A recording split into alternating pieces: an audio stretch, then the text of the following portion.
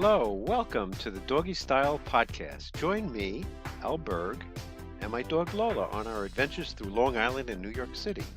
I'll be discussing all sorts of topics that you won't hear anywhere else. Okay, maybe you will. I talk about key principles of success, happiness, and we know we want happiness, persuasion, dogs, my life, some secrets, and many other interesting topics. Come on in. Put your seat back, kick off them shoes. Well, not if you're driving, of course. Take a deep breath, relax, get rid of that stress, and enjoy the ride.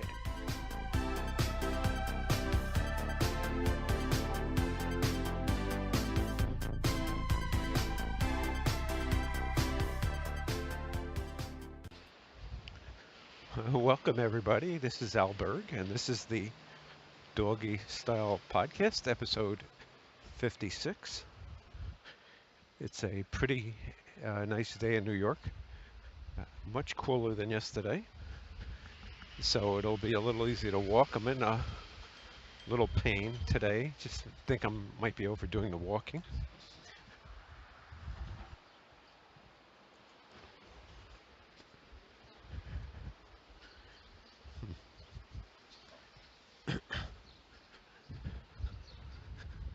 As I rush to get through a red light. Okay. Okay, so I was recording. I didn't think I was. Yeah, so it's not bad at all. I probably will be sweaty when I get to work, but I won't be dripping, which is a good thing. So I'll go through my yellow to-do list and see what I have, and then the plan was to go through the book, Key Principles for Success. So stay tuned. I'll talk through some of the items. So today's the 20th, and on the 21st, I always have a deadline from work. I have a lot of deadlines, but this one seems to be a big one. So I could stress myself out about it, or I could just accept it. So I've been thinking about that word accept, or acceptance. And I would think a lot of misery and even inability to solve problems is this inability to accept a situation. I find that the more you accept something, well, I guess there's two sides to it. Number one, accepting problems is very good. There's a problem, you got to accept it because you can't solve it. You can't solve a problem you don't know exists, and if you haven't accepted the problem, then how could you solve it? But on the other hand, you can accept your situation for what it is and just stay in it as opposed to fighting to change it. Any kind of change most of the time is very difficult. So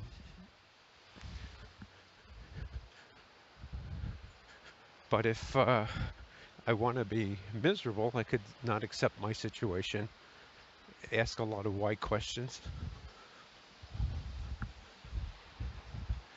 and accept it.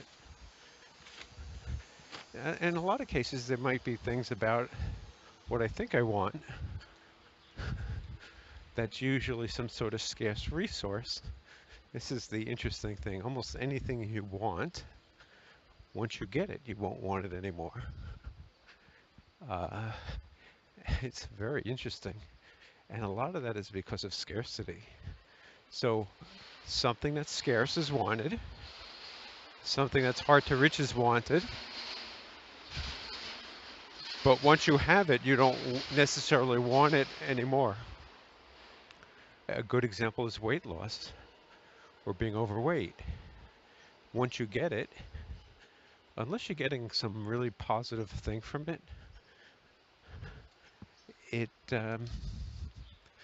probably not a long-term strategy.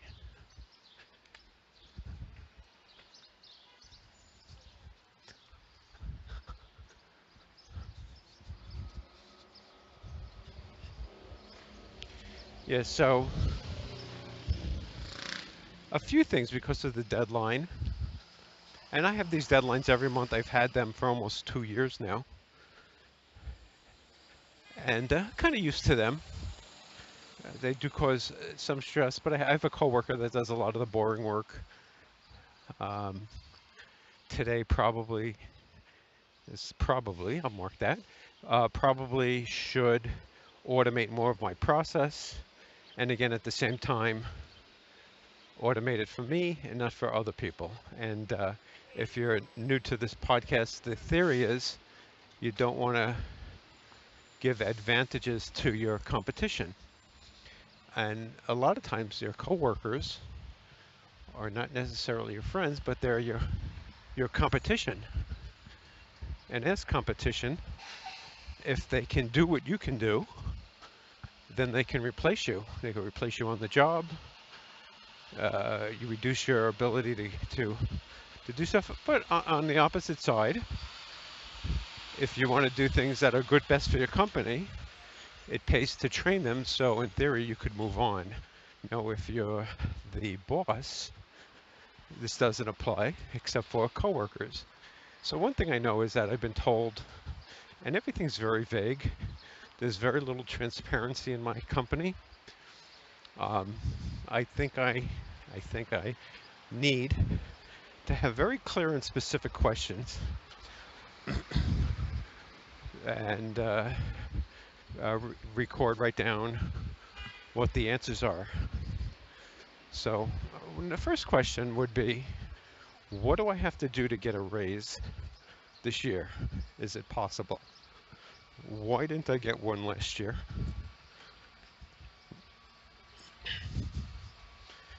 Um, and it's a lot of hemming and hawing and bullshit. Then even the question of who am I competing against was never answered. And in some ways, I have no idea who these people are. I don't know. One problem is I don't know upper management very well.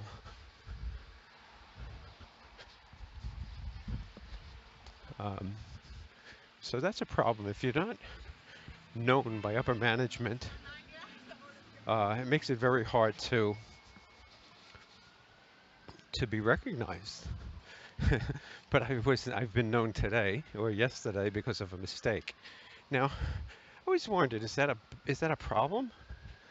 Is knowledge of you from a mistake better than no knowledge from no mistake? It's kind of the bad publicity argument. Next thing I talked about a little bit yesterday was my casual dress. So for 2 days I came in with beige pants and a polo shirt, and that's not the dress that we have. Maybe Fridays I think people do it on dress down Fridays, or maybe they'll do it after 4th of July. But I did feel very uncomfortable. I was the only one, and this also has to do with the umbrella problem, which is, can you open an umbrella when nobody else has?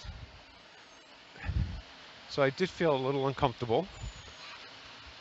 Dressed down. I dressed up today in the normal dark slacks and a button-down shirt as opposed to a polo shirt.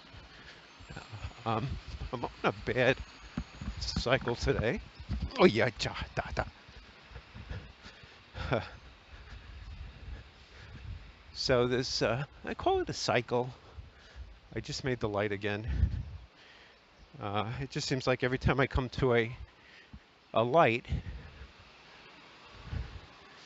it's kind of hard to describe, but when the one-way street is on my side of the sidewalk,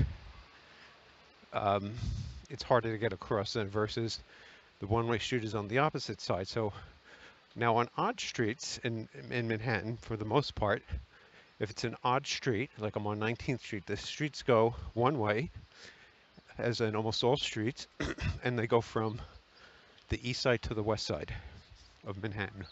And even streets go from the west side to the east side in a one-way fashion.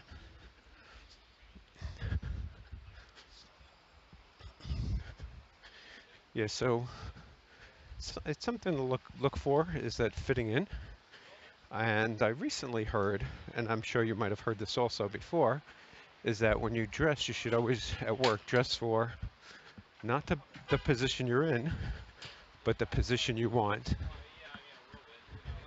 So in theory, I should be dressed in a suit and tie as we all jog across the street. Yes, again, since I'm walking against traffic, it's very difficult to make the lights right now. Okay, so last night, I did do something. Did a few things that I guess I'm proud of. And it's good, I think, on a daily basis to review what you want to do for the day and review what you did, what you accomplished the previous day. This daily focus is very helpful, I feel, which I don't do enough of, to make sure you're on the right track. So last night I mowed my front lawn, which was good. And I did try to fix the sink, and I looked up some videos. I've been having problems with a stuffed up sink, bathroom sink. And I tried to use baking soda and vinegar, and it didn't seem to fix it. So I've tried a few things. I've tried I don't know if you can't remember the name, the thing that you slide down. I used a hanger. I pulled out this massive piece of hairball. You wouldn't believe the size of it. I should have taken a picture of it. I tried Drano. So I've tried a number of things, and I saw there's a video. There's actually a U-shaped device called a trap on all sinks. And my wife asked a very good question. She said, "That seems stupid. Why would they have a curve like that?" And the reason for that is the trap is supposed to retain water, and that water that's retained prevents sewer gases from coming up, which kind of makes sense.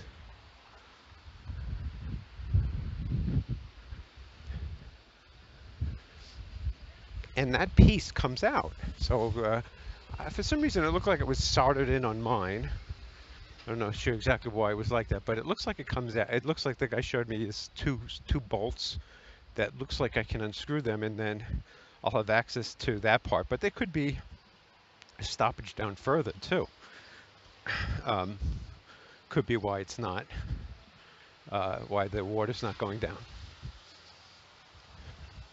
Yeah, so that was good on on the bad side. As I approach an odd street, that is, traffic is coming from my left, I get a little bit more time. So it seems to have switched, except there's a bunch of cars walking as I cut off a cop car. I ran in front of a cop car. They have these little, cute little cop cars.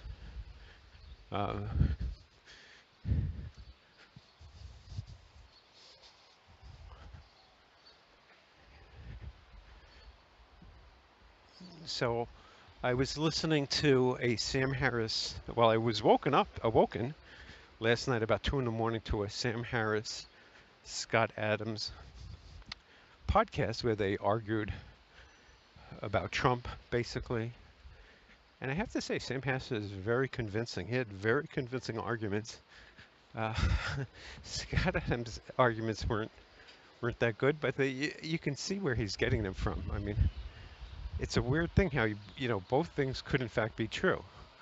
But Scott Adams pointed out one thing is that it's easier to fit facts afterwards, but can his system have predicted things? And so Scott Adams is saying that his method, which uses a persuasion filter, Donald Trump is the master persuader. And by the way, if you don't know who Scott Adams is, he's the creator of the Dilbert cartoon. And he's got a great, really great Periscope, very enjoyable. He's a funny guy, very likable, except if you're a ardent Trump supporter. And I would almost say that I was anti-Trump for a while. And then there was a guy at work who him and Scott Adams together kind of pushed me into the Trump camp. So, but anyway, the whole podcast, I couldn't fall asleep. It was very late last night, and it felt like a ping pong match. That Scott Adams, I mean, Sam Harris would say something, make a statement, and then Scott Adams would reply. And I do want to extract some key things in that podcast that I thought were very interesting, where Scott Adams talks about cognitive dissonance and the tell for cognitive dissonance, confirmation bias, which it's really interesting, this whole idea of confirmation bias, which we're all biased. And the other thing is that we kind of make decisions not based on facts, but based on something else, subconscious, and then our conscious will come up with a reason why we pick something. So I thought that was interesting. I was also listening to a Douglas Murray, Sam Harris podcast, and recommend both of those. And Douglas Murray has written a book of something like the Death of Europe. And he talks a little bit about it. I don't have any interesting things I can tell you about it, but it's worth listening to. I want my son to listen to it because I kind of feel he's a little blinded by what's going on over there. If it really truly is, if what I think is going on there is going on over there, which Europe is going to be dying a slow death. And that is one of the reasons I voted for Trump. I didn't vote for him. I support his policies, like banning people from terrorist countries.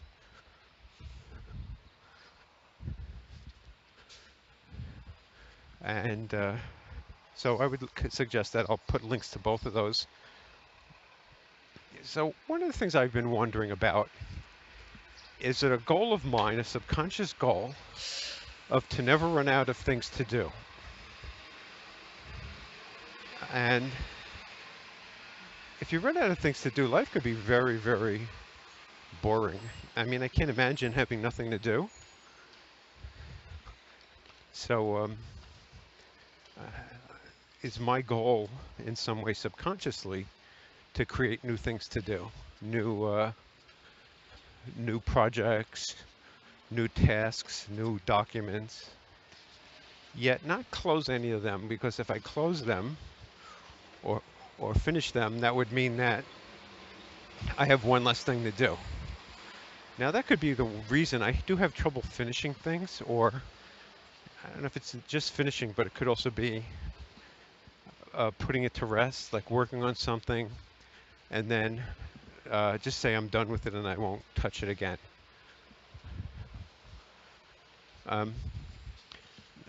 Then I was thinking a little bit about this acronym I use for goals, which is family, FAMILY.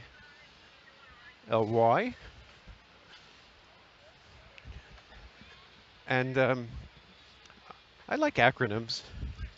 So the acronym family is a way to help you figure out what your goals are. And for me, there's only a few goals really, and everything will map into them. So the F is for fun, mainly, but also you could say it could be for friends, which are fun. I'm probably missing some of the other ones I had, but you could think of any words that start with F would be a goal in life. The A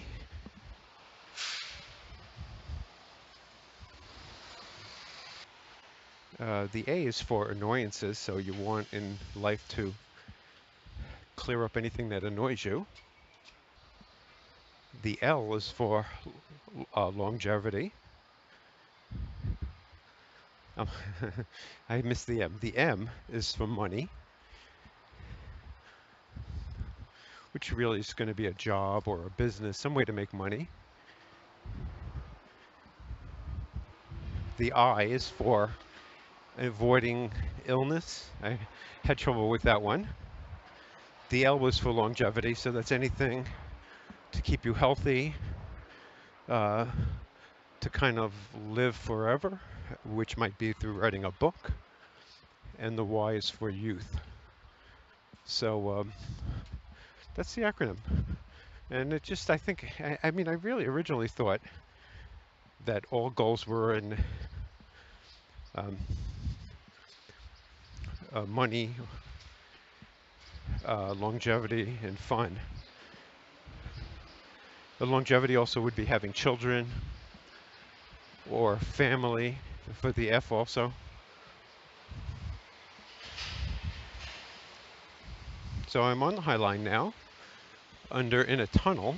Is pretty cool. I kind of like this. So I'm on a train track, and while you're on the train track, you kind of walk. I'm walking like inside of a building. There's windows, a lot of chairs here.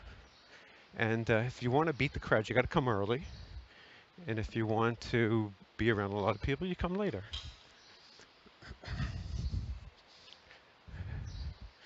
So in regards to work, it's weird that my boss was asking my coworker to check stuff. So I was a little uncomfortable with that. Like, why couldn't the boss go directly to me? Almost as if he couldn't understand me or didn't want to deal with me, which is a little scary in a way. And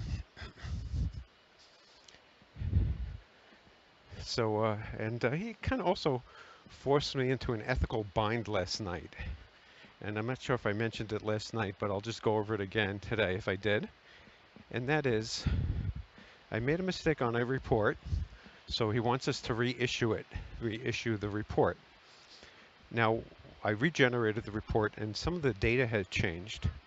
And the data changed because the way we were calculating something on the report was wrong, and we fixed it. But so that report was wrong in two ways. The item I left out, and then some of the other numbers were wrong. And he says, can you go back to the old numbers?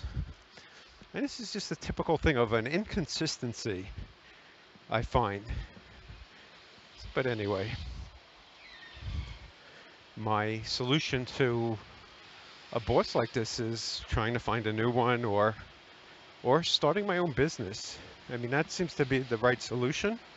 And I think that's one of the reasons I haven't looked for a job, is that no matter what job you have, if this is true, things change. Like, I think I had a good, decent boss when I started, but I got a new boss delivered to me.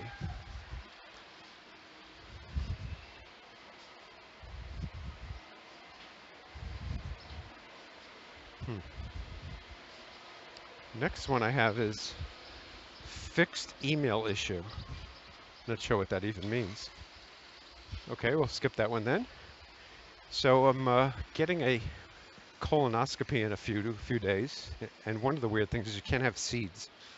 And I have been having a lot of sunflower seeds recently, so I got to watch that I don't eat them. And I also have papers that I put some of the alarms into one of my systems.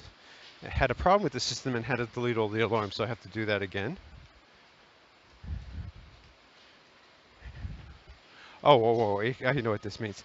So the fixed email issue was I was not getting my, what I call stand-up alarms, and I'm not sure why I wasn't getting them, but I found a solution to them, which I figured out before, and that seems to be if you send the same link or the same email, one of the systems is blocking it, I think. So it could be my server that's blocking it. And I guess this would be to prevent spam. So if I didn't want my people to send out spam, I would just only send emails that were unique.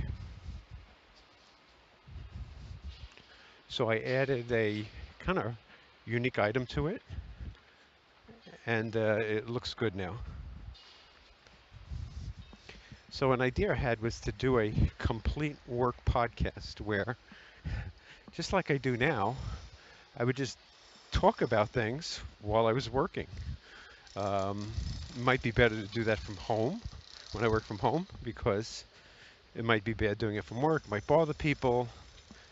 It might annoy people. I'm not sure. So something to think about. Maybe a day that nobody's around, I would do it. Be interesting to do the voice and a screen print. So this way, people ask me what I do, I could show it. So if people want to know what I do, let me know and I'll see if I can make a video of this stuff. So it could be just a voice one where I just talk about stuff, anything that's on my mind, anything that's happening. Uh, I might do a short one. I guess I could do one when I'm walking around. I guess it depends how loud I talk. Um, Another thing I want to do is I want to create a list of companies in New York City where I might want to look for a job. So I just want to remember to do that. And I can do that. Okay, so I came up with an idea. So what I can do is I can copy this to the clipboard, which I just did. Then I'm going to go to my goals system, add a goal, and then paste that in. And then just add it. So this way, let's see if it adds. And it did, it added. So that's an easy way I can do it for now, and I can just copy it and paste it into my goals. Okay, so back to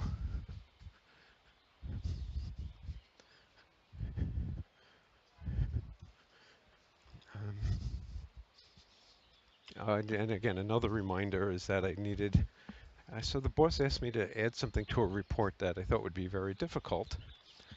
And then he described why. It turns out that we had one report on say 6 different subsidiaries of my company, and we have a bunch of senior executives that have to sign off on these reports. But instead of sending each one the whole report with all the other subsidiaries, my boss had the idea, which I think is a good idea, of sending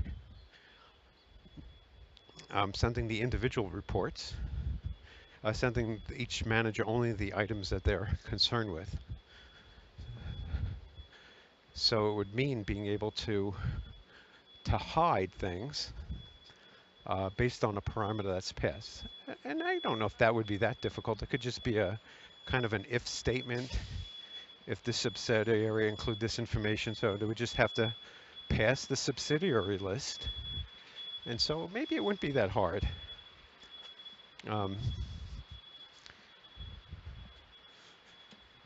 Or I need so I am doing a bunch of what's called union queries. So a union query in SQL, which is one of the languages I use, is you take a table, you write a query, retrieves part of that table, and then you do another query, retrieve some more data from either a different table or the same table, and you kind of add the 2 tables together. So it's more of an addition.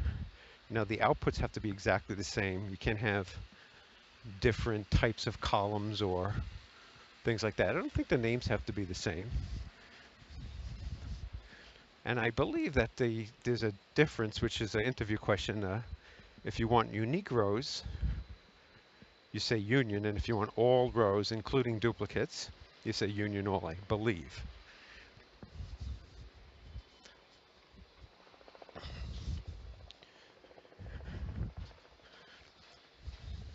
Okay, so that, I'm going to copy that one to the clipboard, and then I'm going to set up an alarm for it.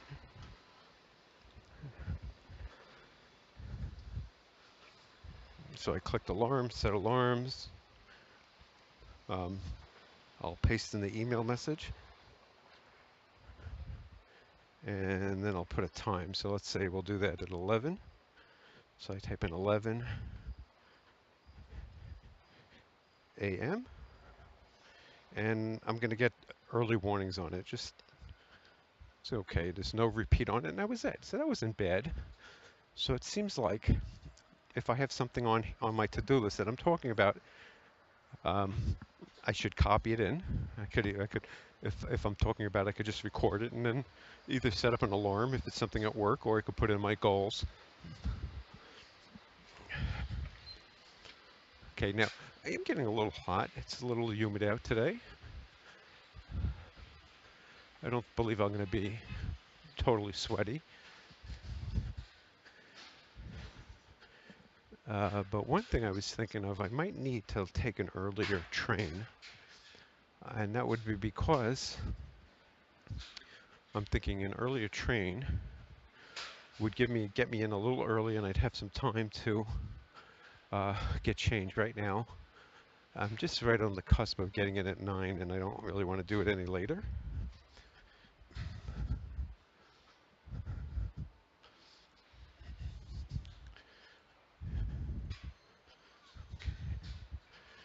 Um, Next thing I have is prioritization practice. And I've talked about this in making decisions. One way to prioritize things is to do what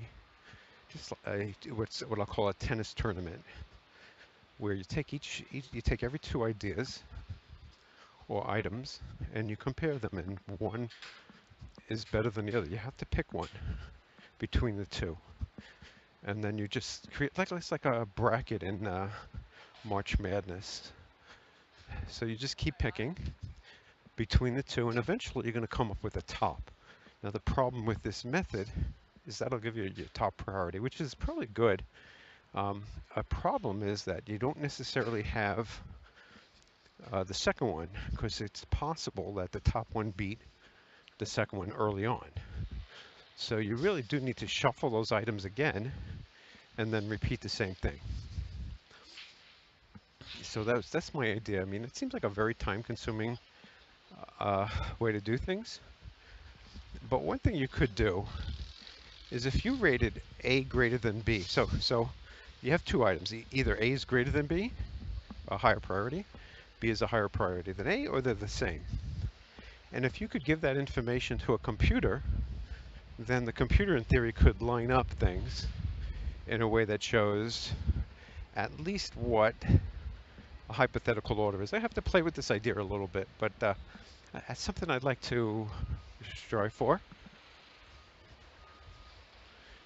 And also, it's important for me to do prioritization practice as much as possible, because I do believe that one of my downfalls has been a weak ability to set priorities. So for today and tomorrow, I know that my priorities are pretty clear. I have a deadline. Deadlines are actually pretty good. Deadlines, if you have a deadline, that becomes a high priority. And if something is far away, it's not as high a priority. So if I have something due on the 21st, that comes before something due on the 24th.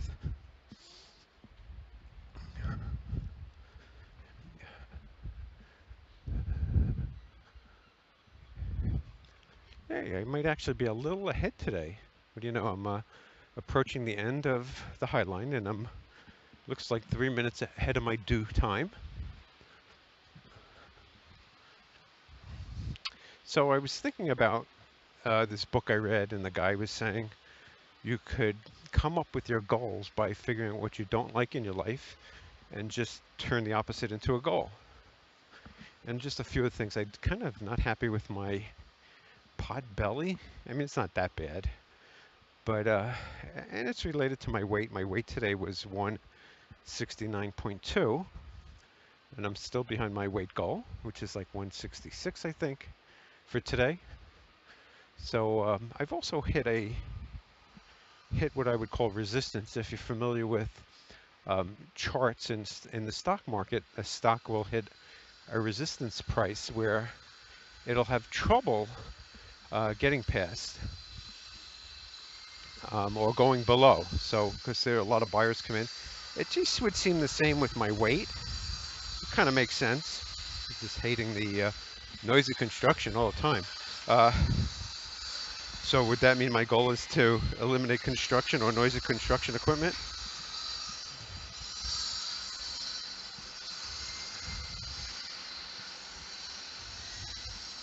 So I'm walking down the stairs right now.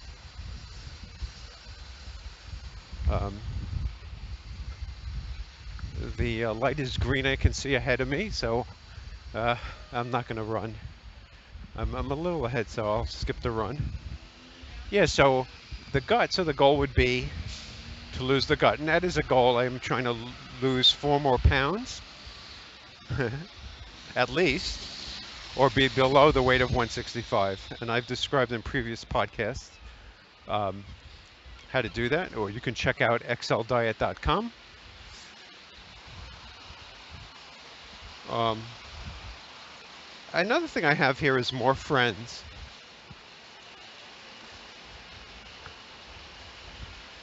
Now, I don't know. I wonder if that's true.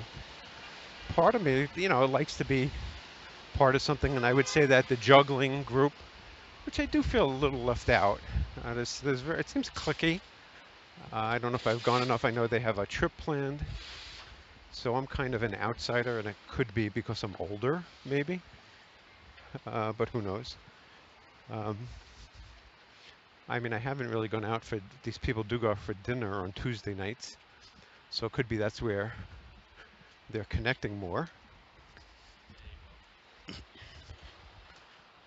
Yeah, so just some way to have more friends, um, more activities to do.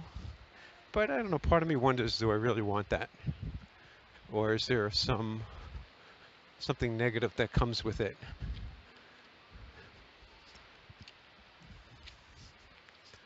Oh, it's funny. Not sure what, I think I'm passing, one of the companies I passed in the building was Revlon, and it just seems like a lot of women heading there. So I guess if you're a female working for Revlon, this is probably a good thing.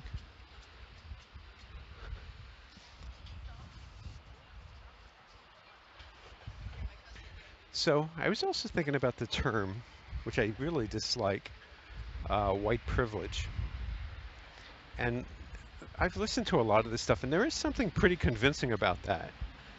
That I definitely understand that if you're white, you have a privilege, and you can actually know what it's like to be a black person. And there's some truth to that, but it's not really true, and it's not a fair statement, because we really don't know who had what type of privilege. I'm sure there's plenty of white people that live in poverty and have no privilege at all.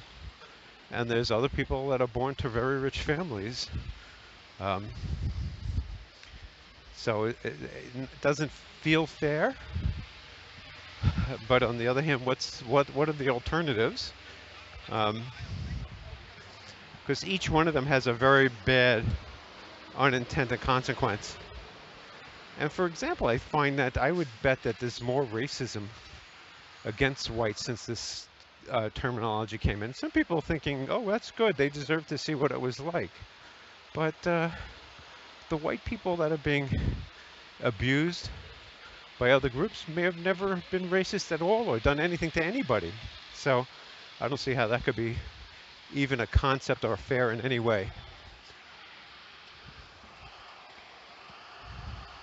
And there's a couple of nice videos by Jordan Peterson and maybe even Peter Thiel that I'll put some links to.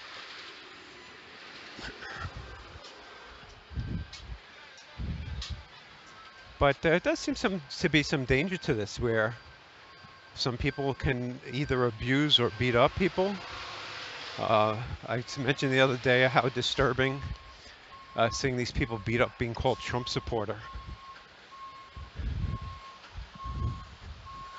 So almost like a cancer in a way of anger and of people just not taking responsibility for themselves. For my opinion, I could make up a term for that, but I'm sure there's already. But I'm sure right away it'd be called a certified racist.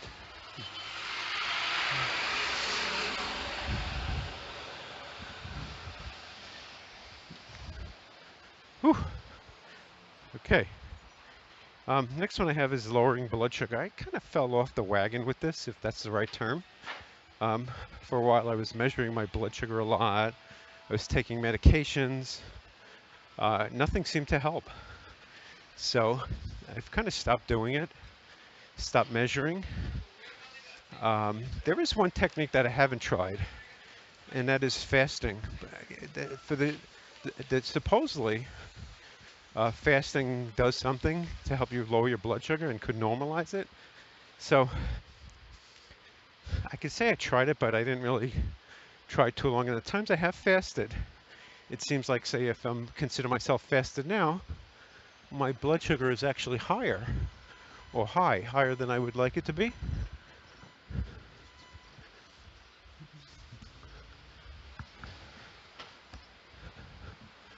A nice place here called Friedman's with a happy hour. I feel like I should just go there one day. Instead of going straight home, just stop there, have a drink.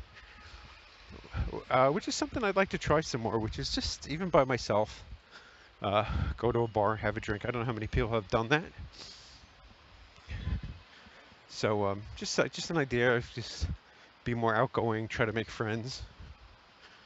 Yeah, so this, and the reason I want to lower my blood sugar, because just, I don't know how I got it in my head, but it seems like a lot of problems with health come from this, from high blood sugar. Now, is that true? Is it, I don't know, but it just seems to have some truth to it.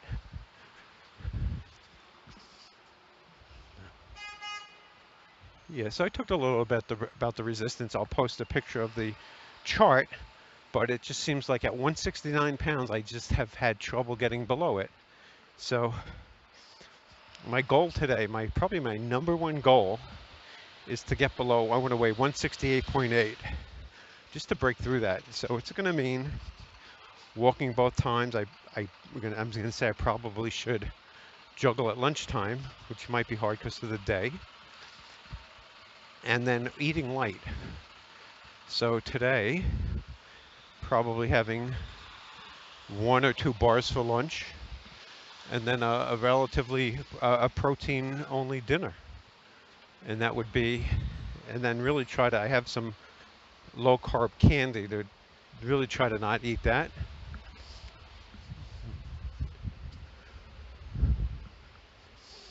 Another one, which is kind of pretty personal, is with, I'm not going to talk about it, but I'll just mention it, just my going to the bathroom could use some improvement, so that could be a goal. I won't give you the gory details of that. Another thing I don't like is being tired. And when I just said that, I just thought of, just like a flash came to me of, I'd like to be able to help people. I feel like I don't help people. I feel like there would be a great reward somehow in helping, if I can. So it's something I would like to, maybe not this year, but maybe next year. Still working on myself right now. Yeah, so I was talking about being tired. And I'm not sure exact reasons for it. Could be a lot. I mean, I'm walking 2 hours a day at work for a number of hours, so I have a 4-hour commute. I mean, those could all be valid reasons. My age could be another one. So I would like to find a better way to not be as tired, especially when I get home from work.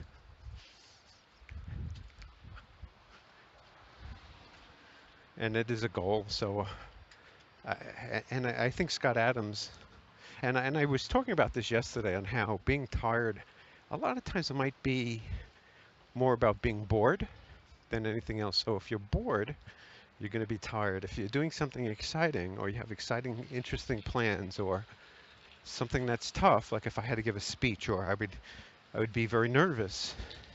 Now I could say nervous or excited. You use the word nervous, and it sets a negative connotation. If you say excited,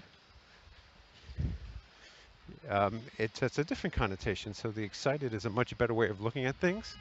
It's where you can, I'm nervous about speaking to executives because I might fail. I'm excited to be speaking to executives because they might realize my strengths, or the way of them knowing about me.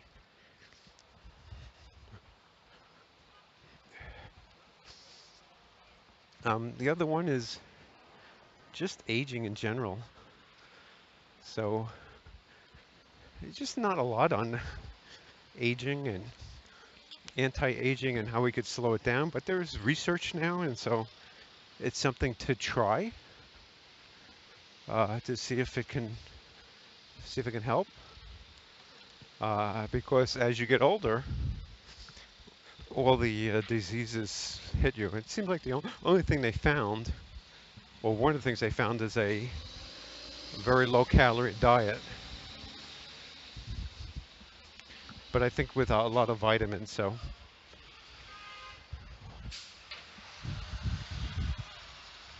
wow, it's pretty early. It seems like it's earlier than it should be.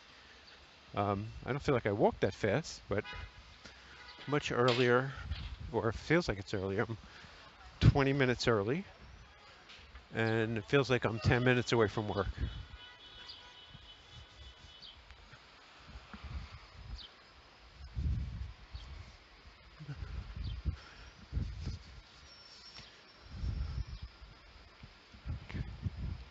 Um, I talked a little bit about acceptance before. I'll spend a little time just thinking about what I need to accept. I need to accept that I'm a certain age, which is 58. I need to accept certain things about my life, which aren't necessarily going to either get better or worse. And the biggest acceptance is that one day I will pass away. Hopefully, I have a lot of time. But these are all things that are going to happen, almost no matter what you do. Almost, I mean, pretty sure. I mean, there's some theories that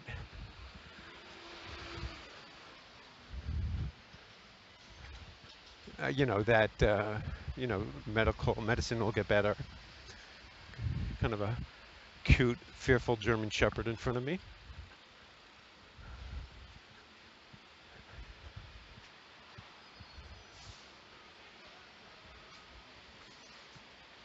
I did have a bad experience with a dog yesterday while I was mowing the lawn.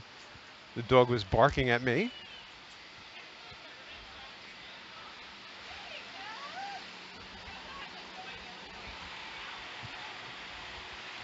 Um, Very noisy. So just think about what you can accept in your life. I always say it's problems. And once you accept things, I think you can find ways. So that's the key. And I said this before. Acceptance is the key to problem solving. And it probably should be one of the top key principles for success. You know, you don't want to harbor on things, but now it could be a problem if you accept that you can't do something. That's a bad acceptance. If you accept that there will be obstacles in your way, that's a good acceptance, because everybody would have obstacles, and the more you know about, the better off you'll be.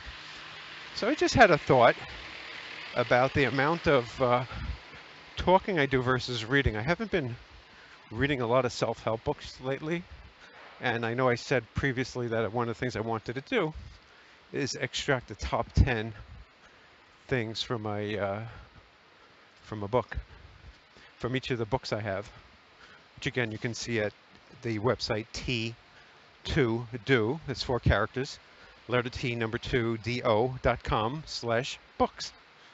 You can see a list of all my books, and even where they're located. So if you rob my house, you can actually, and you want the book, you can go to the specific shelf and find it. I actually have a bunch of books I have as duplicates. So one of the things I didn't use it for, unfortunately, is to figure out what books I have. But I can now. So I say I have maybe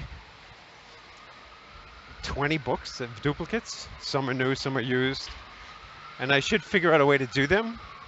So if you have any suggestions of what to do with these extra books I have, please leave a comment. Maybe I'll have a contest. Give a book away to my favorite comment. Or, maybe you have to find a code or something in the podcast.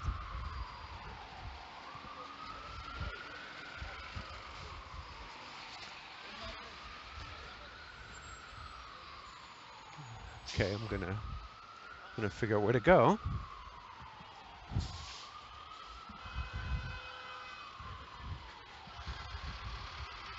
Yeah, so think about acceptance. I know one thing that would frustrate me a little bit is walking around my office and seeing people, the floor in my building, and seeing people in offices and thinking,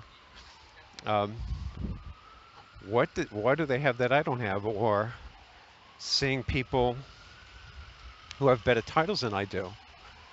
And in terms of acceptance, I should accept it. This is just the way it is. Maybe there's something I do or have done or choices I've made that have prevented me from being more successful. Now, one of the possibilities is that I've come from a tech background, and maybe from tech, either they don't get paid as much, or the other thing is that um, the titles are just different. So, and then a thing is, do I want to, or can I even look internally, which would be a choice if I could find something. So I could very easily just search on jobs internally. Um, and yeah, so I'm going to write that down now. Okay, so I'll just add it to the list.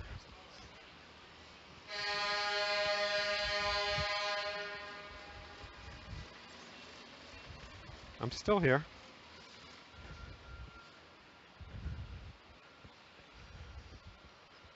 Okay, so yeah, so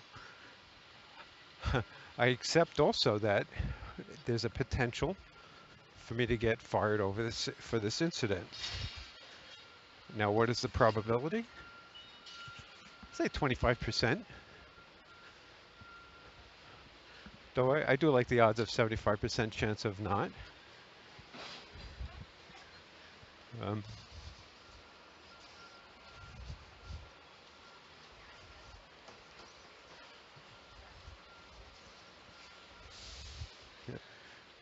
so next thing I was supposed to talk about key principles for success, and I changed it to KP for $sign. But I'm just about out of time.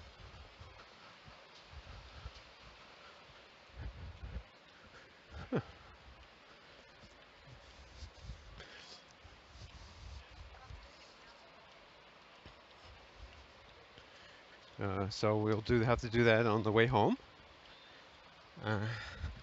So I had written down listen and do a recording test, so I wanted to be able to talk.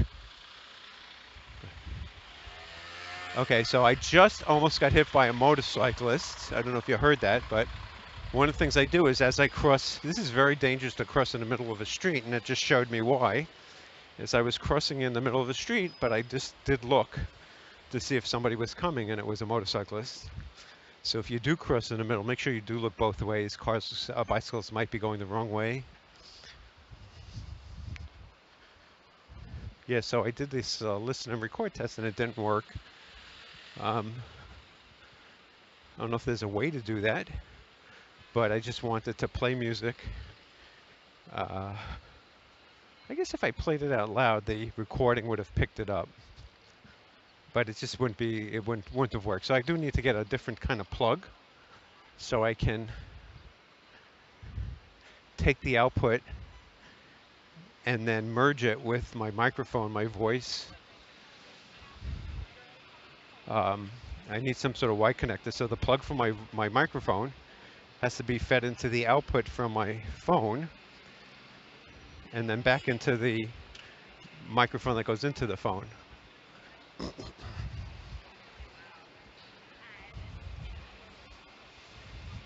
So I just was thinking a little bit about courses I didn't take in school. And if you were in school, these are some courses. I first of all recommend taking some sort of programming and technical course. You might like it. I know when I first started, I didn't like it. It was really hard. I didn't understand it. I copied people's programs. But eventually it just clicked. So if you're having trouble with programming, don't give up on it. It might click. It's just a different way of doing things that you don't know yet.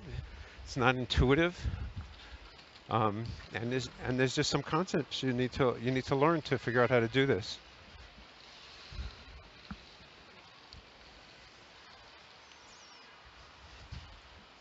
Yeah, so that's one. And then I never took a biology course, but I'm sure that would be very boring.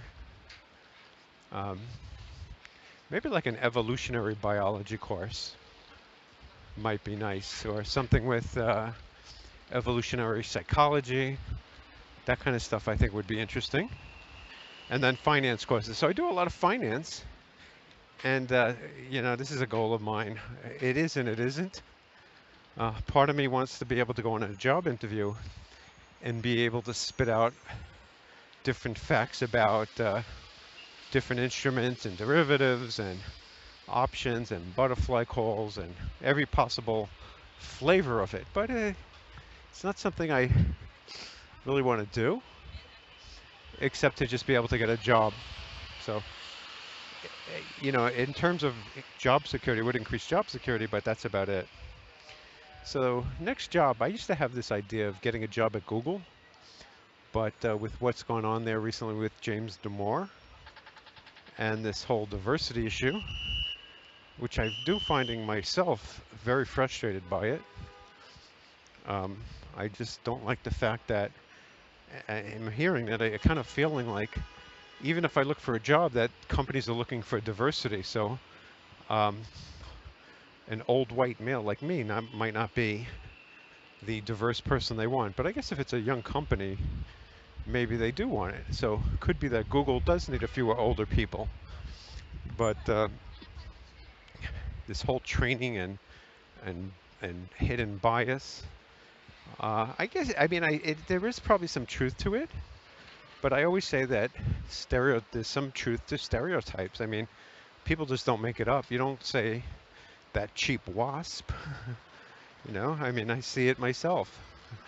For whatever reason, different cultures, different races, different religions have different traits that are similar. And it doesn't mean everybody fits into the same thing, of course. Of course, you have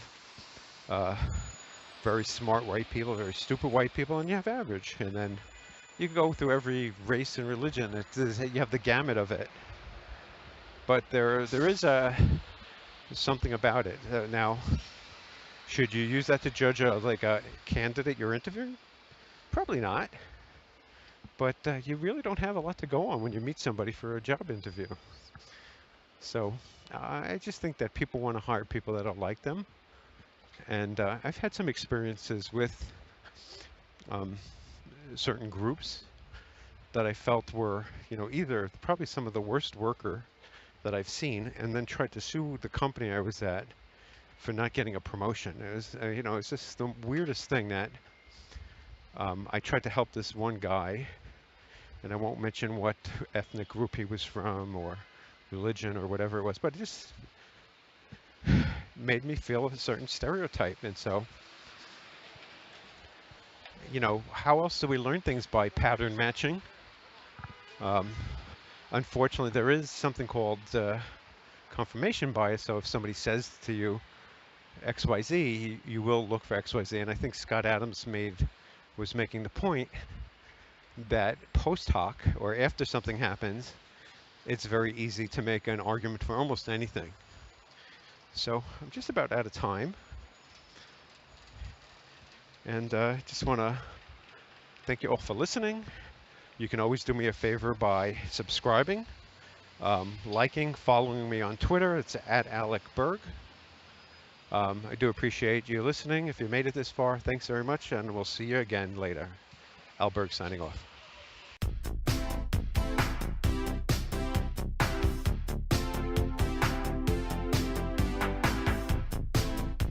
Thank you so much for listening. I really appreciate it. The 4 rules I try to live by are: number 1, life is short and goes by extremely fast. 2, if you do what you've done, you get what you've got. 3, step outside your comfort zone. 4, there is only now, so live in the present. Please subscribe and like this video because it helps me and hopefully helps you. Please leave a comment, as I'd love to hear from you. You can follow me on Twitter and Periscope @AlecBerg. To get more information, check out t2do.com. That's 4 characters. The letter T as in Tom, the number 2, D-O, that's t2do.com. See you until next time.